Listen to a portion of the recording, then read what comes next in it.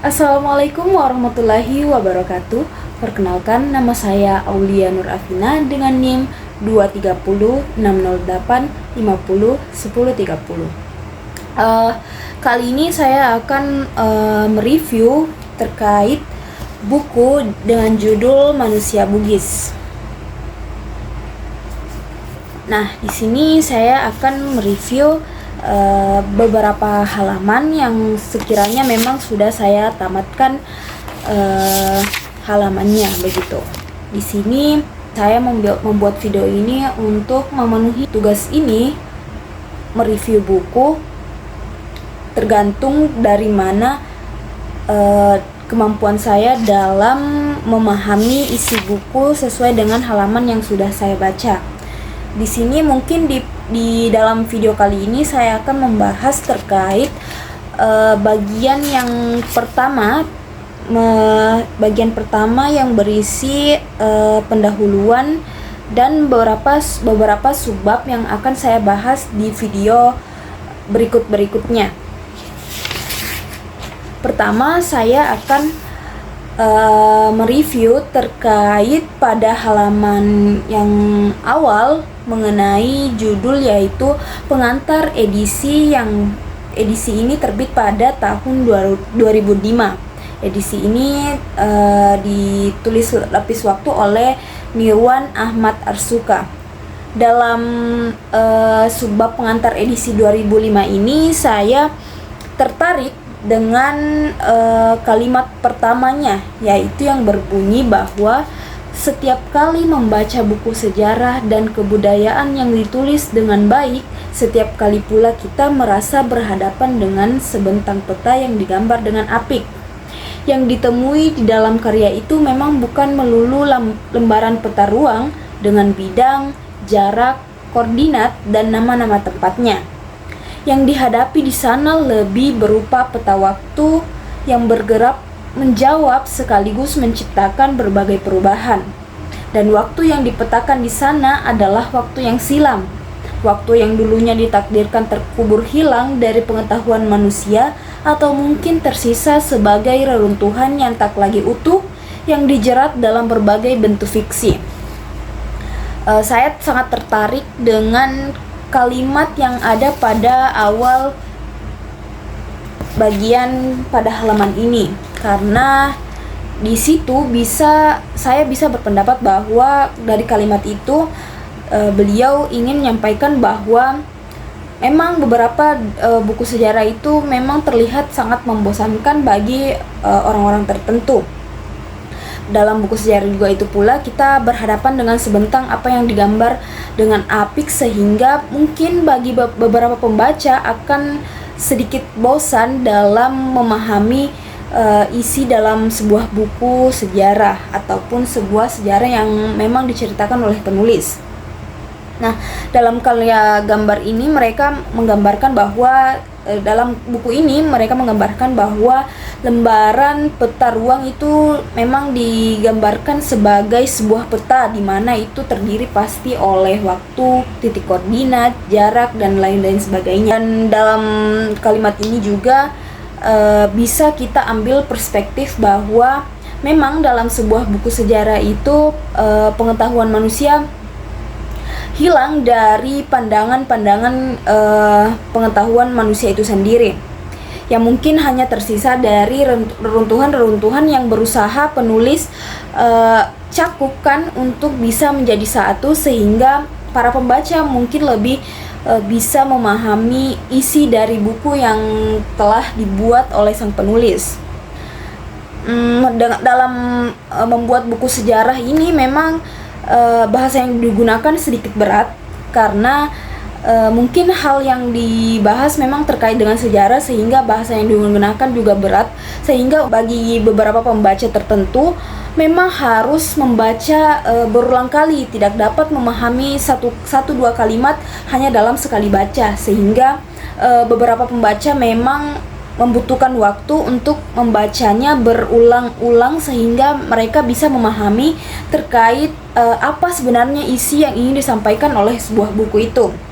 Sehingga dalam kalimat terakhir ini Ahmad Arsuka mengatakan bahwa yang dijerat dalam berbagai bentuk fiksi, sehingga ini menurut pendapat saya mereka yang dimaksudkan ini adalah para pembaca, mereka bisa memahami apa isi dari buku yang mereka sedang baca.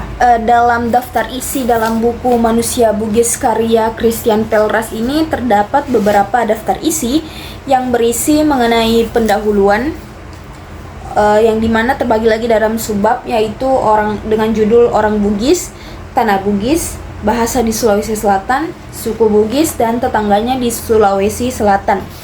Dari subbab yang saya baca ini dan lembar-lembar yang telah saya baca, memang buku ini memang membahas terkait bagaimana asal mula suku Bugis itu yang ada di dalam daerah provinsi Sulawesi Selatan itu sendiri, dan bagaimana hubungannya dengan suku-suku lain yang ada di Sulawesi Selatan itu sendiri, terutama terhadap suku Makassar ataupun suku Toraja dan lain-lain sebagainya. Dan untuk bab-bab yang lainnya itu pada awal-awal bab penulis oleh Christian Pelras juga membahas terkait Lagaligo, budaya Lagaligo, masyarakat Lagaligo. Nah, karena tadi saya sudah membahas terkait pengantar edisi pada terbitan tahun 2005, dalam buku ini terdapat dua pengantar edisi, yaitu pada tahun 2005 dan 2021. Dan kali ini saya akan menjelaskan mengenai pengantar edisi 2021, di mana bab ini berisi beberapa tahun setelah kematian penulis Christian Pelras meninggal. Beliau lahir pada 17 Agustus 1934 dan meninggal pada 19 Juli 2014. Nah, setelah kepergian sang penulis, sebuah lapis waktu yang lain tersingkap. Walau banyak anggota masyarakat ilmu pengetahuan dan media manapun di dunia yang terguncang terkait tersingkapnya waktu ini, di mana mereka tidak siap menerima langsung konsekuensi dari penyingkapan waktu ini. Agaknya Pelras sepertinya sudah sangat siap menghadapi penyingkapan waktu ini, karena penyingkapan ini bermula ketika para arkeolog Indonesia dan Australia itu menemukan sebuah lukisan di gua, di mana lukisan itu bisa dikatakan lukisan yang berumur, yang sudah sangat berumur dan sudah sangat lama berada di dalam gua tersebut. Nah, lukisan ini ditemui di beberapa jumlah gua di Kalimantan Timur dan Sulawesi Selatan. Dan khususnya pada Sulawesi Selatan, lukisan gua ini ditemukan di daerah Maros dan Pakanjene Kepulauan atau Pangkep, yang secara historis dan kulturalnya itu mereka menemukan sebuah lukisan yang masuk dalam kategori Bugis Makassar. Dalam buku ini dijelaskan bahwa lukisan tersebut di Leang Todongnya tersimpan sebuah lukisan yang diketahui berusia 5.500 tahun. Nah, lukisan ini sangat istimewa tentu saja karena usia dari lukisan yang ditemukan oleh para arkeolog itu tergolong dalam jangka waktu yang sangat lama. Arkeolog terkejut karena ini bisa masuk ke dalam lukisan tertua yang ada di dunia. Nah, selain dari itu, di buku ini menjelaskan bahwa di Leang Bulu Sipong 4 terdapat juga lukisan yang tak kalah menakjubkannya. Lukisan ini berumur lebih muda dari yang lukisan yang tadi, yakni berumur 43.900 tahun, yang dimana lukisan ini menggambarkan adegan perburuan tertua di dunia dengan sosok khayal supernatural yang merupakan gabungan antara hewan dan manusia. Nah, selain karena karakter yang memang lumayan unik, dan lukisan ini termasuk ke dalam karakter yang jarang atau memang tidak ada selain di gua tersebut, karena karakter yang ada di lukisan ini cenderung memiliki karakter yang istimewa. Dan Dari penjelasan di buku ini, seni rupa di Gua Karstmaros Pangkep itu juga berusia lebih tua dibanding lukisan yang ada di Eropa sana, yang sebelumnya memang sudah dianggap sebagai, sebelum ditemukannya lukisan yang ada di gua ini, lukisan yang ada di Eropa sana itu memang sudah dianggap tertua di dunia. Namun karena ditemukannya lukisan ini, maka itu bisa menggeser posisi yang ditemukan di Eropa tersebut. Dari buku ini, lukisan yang terkenal itu yaitu lukisan Gua Chauvet yang sangat terkenal di wilayah tenggara Prancis. Nah, kisaran umurnya itu diperkirakan berumur 32.000 sampai dengan 30.000 tahun.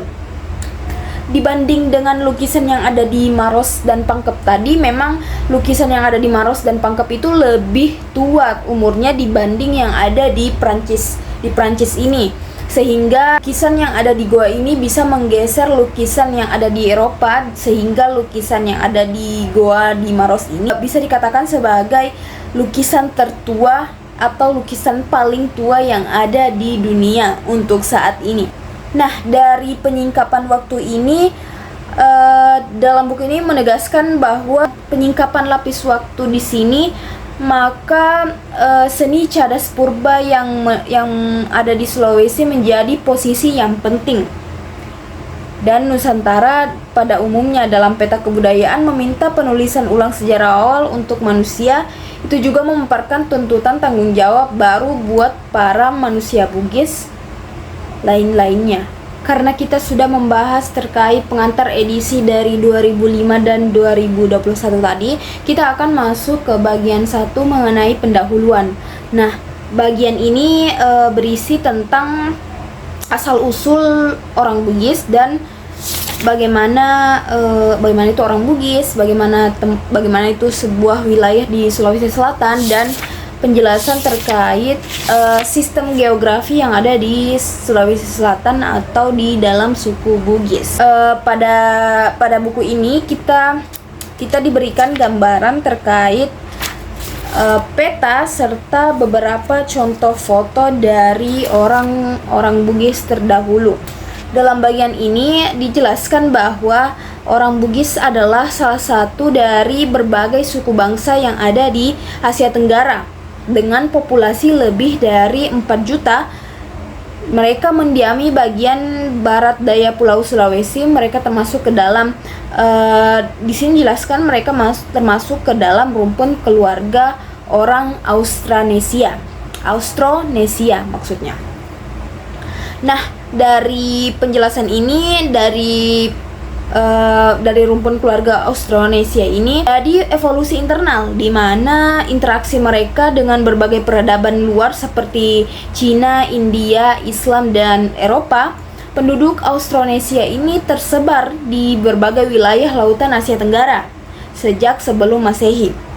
Nah, karena berkembangnya ini ke seluruh daerah di Asia Tenggara, maka mereka terus berkembang menjadi sebuah suku bangsa, serta menciptakan sebuah tradisi dan kebudayaan yang berbeda-beda.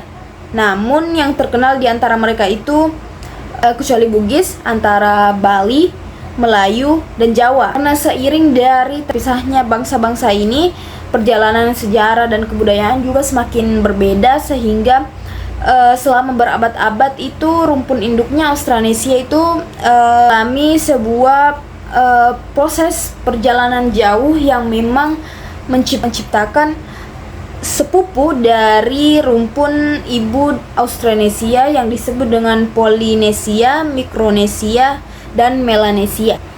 Nah, di sini kita masuk ke orang Bugis. Dalam bab ini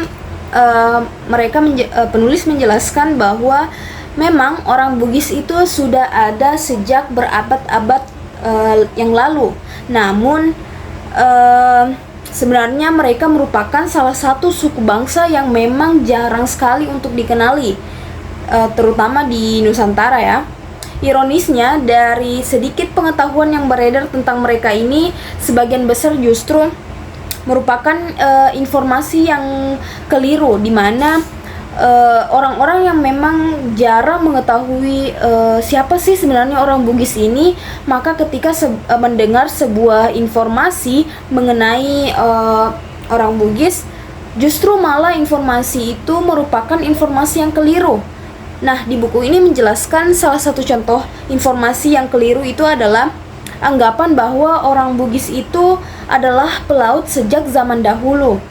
Anggapan itu bersumber dari cerita-cerita bahwasannya orang Bugis itu merupakan orang yang memiliki perahu pada abad ke-19. Terlihat perahunya ini terlihat berlabuh di wilayah Nusantara dari Singapura sampai ke Papua. Dan di sini jelaskan bagian itu juga sampai di bagian selatan Filipina hingga ke pantai barat laut Australia.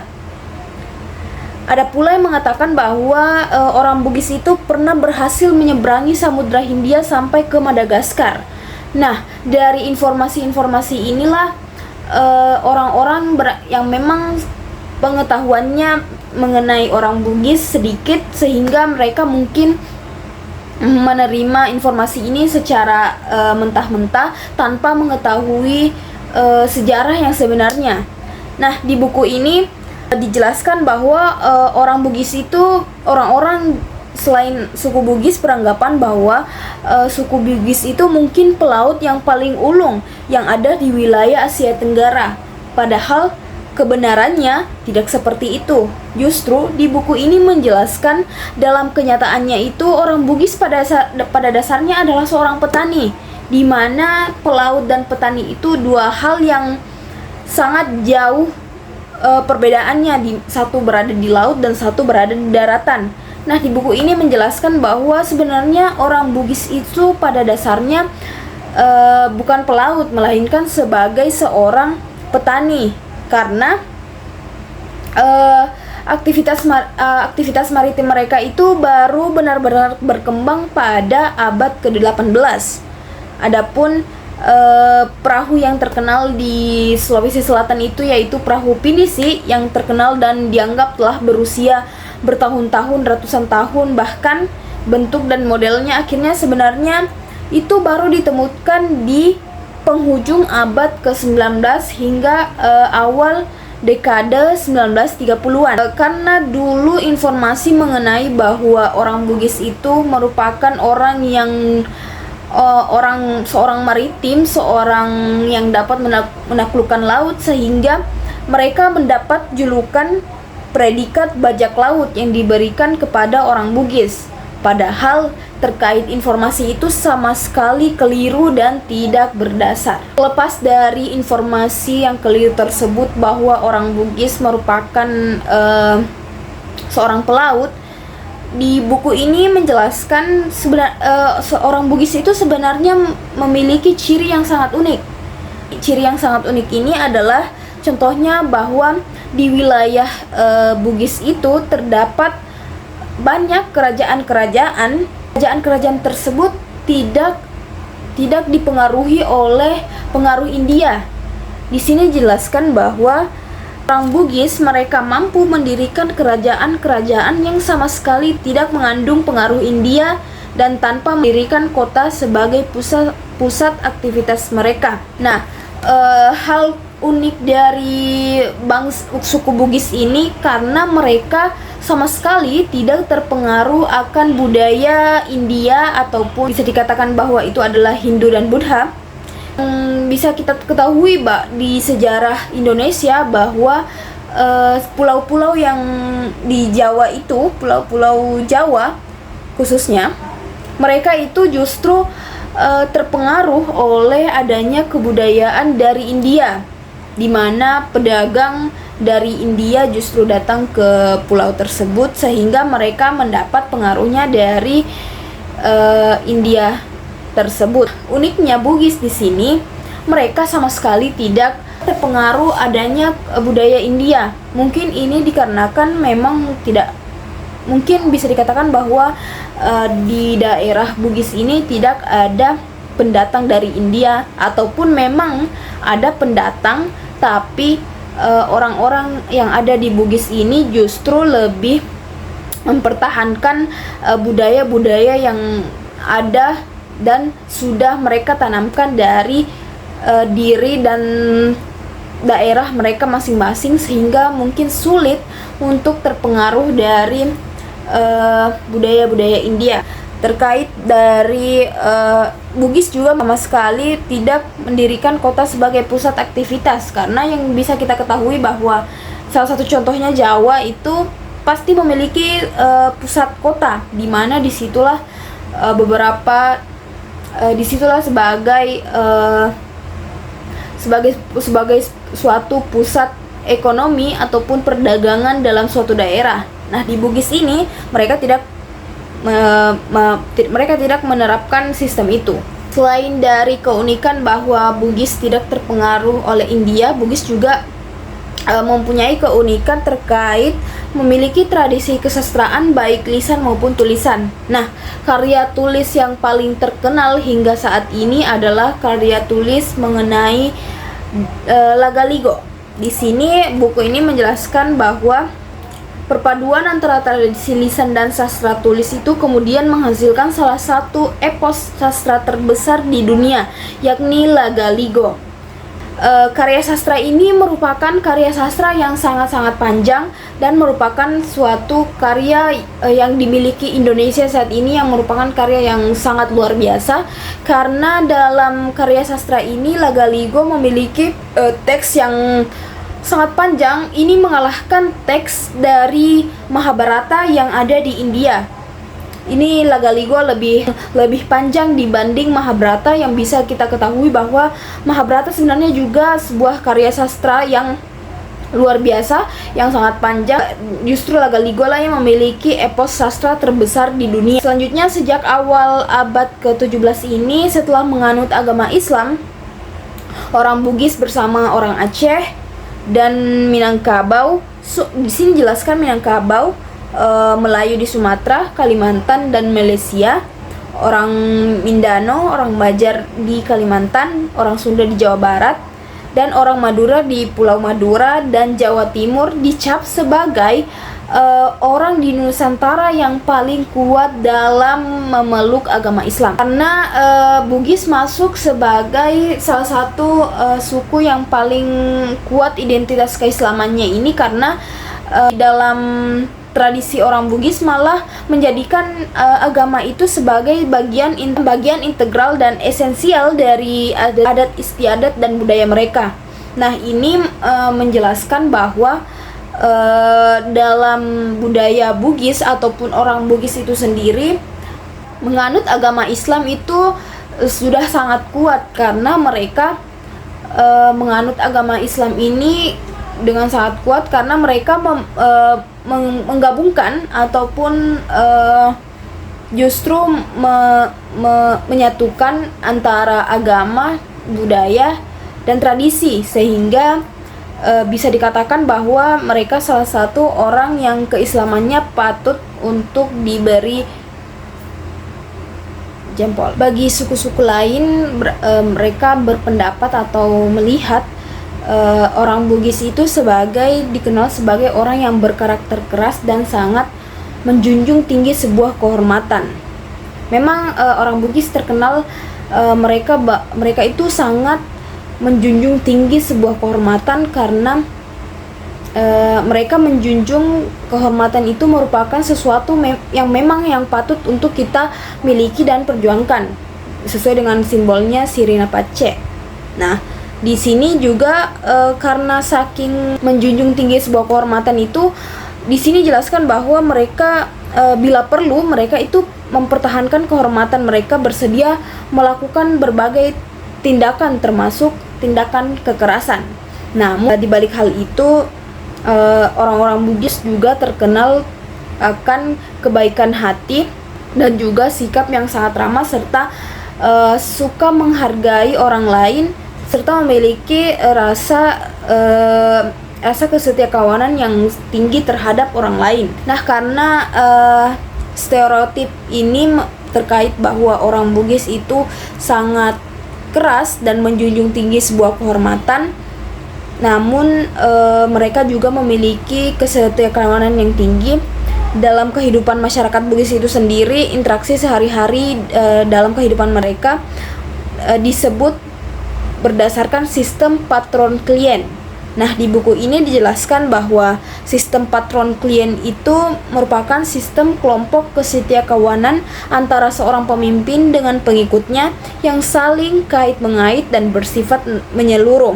Nah, ini disebut sebagai patron klien karena kita ketahui bahwa orang Bugis itu memang sangat menjunjung tinggi sebuah kehormatan dan sebuah kesetiakawanan. Namun di balik itu semua, mereka tetap memiliki rasa kepribadian yang sangat kuat.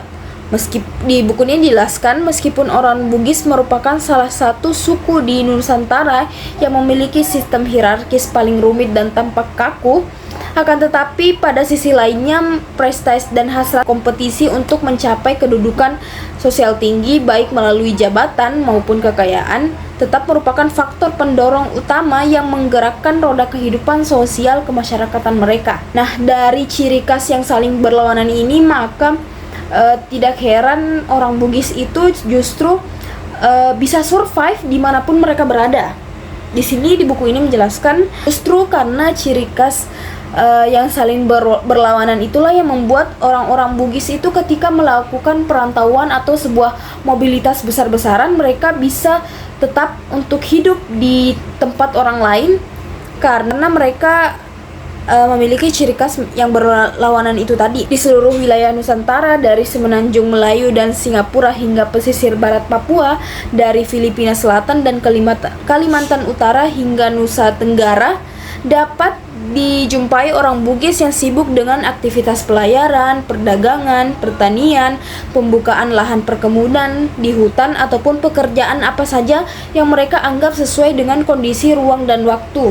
Karena hal inilah bisa dikatakan bahwa orang Bugis itu sebenarnya bisa survive dimanapun mereka berada karena mereka memiliki keteguhan hati dan kemampuan fisik serta mental yang memang sangat patut untuk diajungi jempol.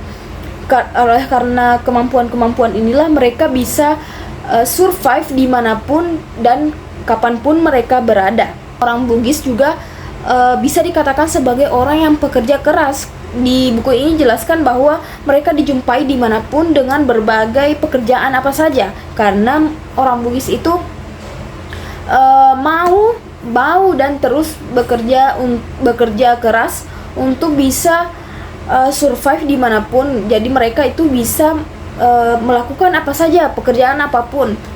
Karena hal inilah mereka bisa untuk survive dimanapun dan kapanpun. Di buku ini dijelaskan pada abad ke-16 Masehi, pelaut Eropa pertama yang mengunjungi Pulau Sulawesi menghabiskan waktu 30 tahun untuk menyadari bahwa tempat yang mereka datangi ini sebenarnya merupakan sebuah pulau besar, bukan dua pulau yang berbeda, yaitu Pulau Celebes di utara dan Pulau Macacar di selatan. Kenapa orang Eropa yang pertama yang mengunjungi Pulau Sulawesi ini beranggapan bahwa ternyata Sulawesi itu merupakan pulau yang besar? Karena mereka beranggapan bahwa Pulau Sulawesi itu sebenarnya kecil. Itu sebelum mereka menemukan bahwa Pulau Sulawesi itu merupakan pulau yang lumayan besar. Pada awalnya justru mereka beranggapan bahwa ini merupakan dua pulau yang berbeda. Namun ternyata itu merupakan satu pulau yang berbeda dengan luas yang memang cukup luas, yaitu sekitar 191.800 km. Di buku ini dijelaskan seperti itu. Orang Eropa pertama kali yang datang yang mendarat di Sulawesi itu, khususnya di Sulawesi Utara dan Selatan, adalah orang Portugis. Di sini dijelaskan bahwa para pedagang Eropa itu mula-mula mendarat di pesisir barat Sulawesi Selatan pada tahun 1530. Akan tetapi para pedagang Portugis yang mendarat ini berpangkalan di Malaka baru menjalin hubungan perdagangan dengan teratur bersama Sulawesi Selatan pada tahun 1559. Dalam buku ini dijelaskan pada tahun 1625 ketika hampir semua negara Eropa baik itu Belanda, Denmark, Inggris, Prancis dan Portugis, mereka pada tahun itu telah membuka pos-pos perdagangan di Makassar. Barulah setelah mereka membuka pos perdagangan ini, proses pemetaan Pulau Sulawesi menghasilkan peta dengan mutu yang cukup memadai. Nah, di buku ini jelaskan sebelum adanya hal tersebut, peta yang mula-mula dibuat oleh orang Eropa sama sekali tidak memberikan gambaran Pulau Sulawesi yang sebenarnya. Nah, di sini jelaskan bahwa sebelum datangnya orang-orang dari Eropa tersebut, justru peta Sulawesi itu sukar untuk dipahami dan tidak dimengerti, dan sulit untuk membaca peta tersebut. Nah, kedatangan bangsa Eropa itulah barulah peta Sulawesi ini bisa memberikan gambaran bahwa ternyata itu merupakan sebuah pulau Sulawesi yang sebenarnya. Nah, di dalam buku ini, peta yang diterbitkan sejak 1534 sampai 1580 hanya berisi rekaan garis besar pesisir pantai barat dan pesisir utara Pulau Sulawesi. Peta itu sama sekali tidak memuat teluk besar serta garis pantai di pesisir selatan dan timur Pulau Sulawesi. Nah, hal ini tidak mengherankan kenapa orang Eropa pada awalnya mengira bahwa Pulau Sulawesi itu merupakan dua pulau yang berbeda dan merupakan pulau yang terpisah-pisah. Justru setelah adanya peta ini mereka baru menyadari bahwa Sulawesi itu sebenarnya merupakan satu pulau yang cakupan ukuran pulaunya itu cukup luas. Berbeda dengan pulau lainnya seperti Kalimantan dan Sumatera, hanya sedikit sungai di Sulawesi yang dapat dilayari hingga pedalaman. Salah satu contohnya di buku ini dijelaskan bahwa terdapat di Sulawesi Selatan, yakni melalui Sungai Cenrana hingga Danau Tempe, dan mungkin bisa lebih jauh ke selatan melayari Sungai Walenai ke hulu. Sebuah jalur pintas yang juga relatif mudah dilalui sebelum ada jalan yang menghubungkan pantai timur dan barat Sulawesi Selatan adalah melalui Danau Tempe menuju Parepare di pantai barat. Oke, sekarang kita masuk ke subbab terkait pembahasan bahasa di Sulawesi Selatan. Dalam buku ini dijelaskan bahwa terdapat 4 etnis yang paling kelompok etnis terbesar yang ada di Sulawesi Selatan, yaitu ada Bugis, Toraja, Makassar, dan Mandar, di mana bahasa mereka ini berasal dari subbab rumpun bahasa Austronesia Barat. Suku Mandar dengan populasi sekitar 400.000 bermukim di pantai barat laut, sedangkan suku Toraja sekitar 600.000 umumnya mendiami pegunungan di daerah utara. Meskipun saat ini sudah banyak yang tinggal di dataran Luwu. Orang Bugis dengan populasi lebih dari 3 juta di Sulawesi Selatan dan mungkin sekitar 600.000 orang ada di perantauan. Nah, walaupun mereka ini merupakan etnis yang ada di Sulawesi Selatan, beberapa bahasa yang dimiliki dari 4 etnis ini memiliki kesamaan bahasa dan juga memiliki perbedaan bahasa yang memang sangat beda, sehingga sebagai sesama orang Sulawesi itu sendiri mereka tidak dapat memahami bahasa itu. Nah, di sini di buku ini dijelaskan bahwa orang-orang di luar Sulawesi beranggapan bahwa Bugis dan Makassar itu merupakan suku yang sama.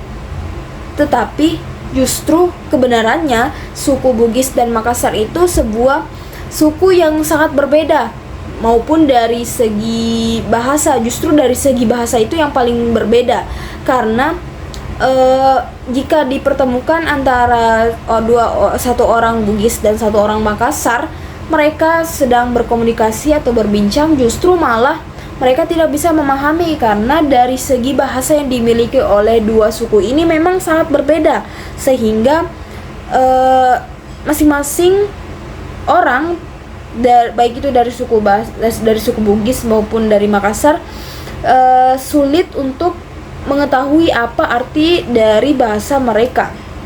Justru dari antara suku Bugis dan Toraja lah yang memiliki sedikit persamaan dibanding antara Bugis dan Makassar.